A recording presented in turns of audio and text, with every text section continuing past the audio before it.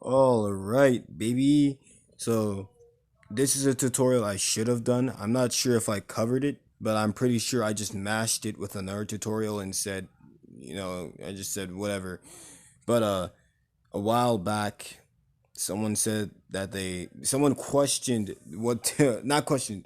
Someone was figuring out what tutorial that I forgot because I forgot a tutorial once and I asked, hoping that the person who originally said the tutorial would remind me. I got three at once, and then a couple of more after that. And I believe one was called render. I think I skipped over that or skimmed over it because I didn't know what that meant exactly. So now I'm assuming that a render is like those little custom characters like VTubers. Like like they have renders for that stuff or something, or like a custom character like you see in in Friday Night Funkin' or something. I don't know. So I'm just assuming this is a render, all right? I'm assuming something like this is a render. Now, I don't know what you mean by a tutorial for the render exactly, but I'm just going to assume that you want me to explain how you would make one. And if I go into the actual render, it's it's something. Yeah, it's definitely something. That's for sure.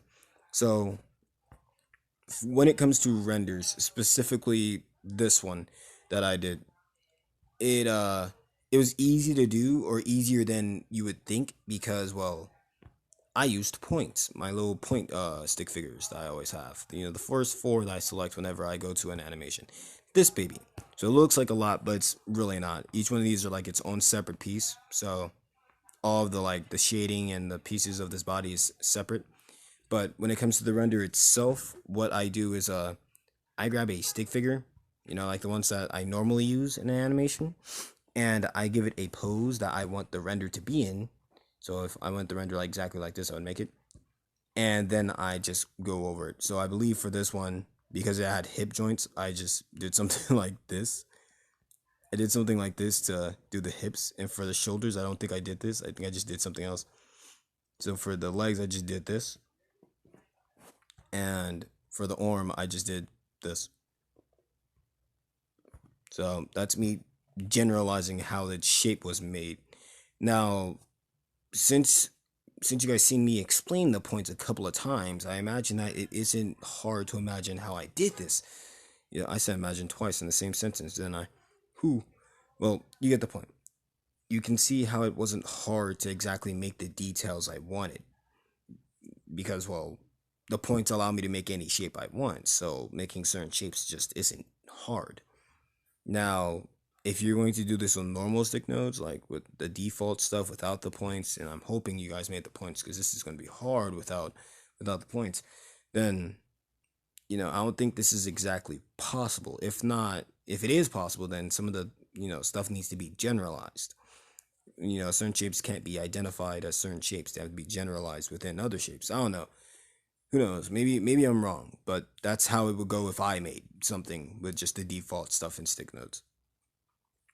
But yeah, when it comes to the render that I did, both of them, because there's two renders for this guy, and yes, I'm working on a third and a fourth. When it comes to the renders here, well, I did the exact same thing. I did a pose with this guy, and I just built around that. Literally, I just built around that. So you know, the render isn't exactly hard. I'm not. I'm sorry if it just sounds weird. I just don't know how you want me to explain a render in a tutorial. I'm not sure if you want me to explain how it's made, break it down, what to do, because what I did was use a stick figure that doesn't exist in stick nodes because I made it. And well, when it comes to making this character, he uses that stick as his main construction is made with that stick. So it's almost impossible to make this character without that stick. So I don't know how to explain it other than that. But yeah, that's that.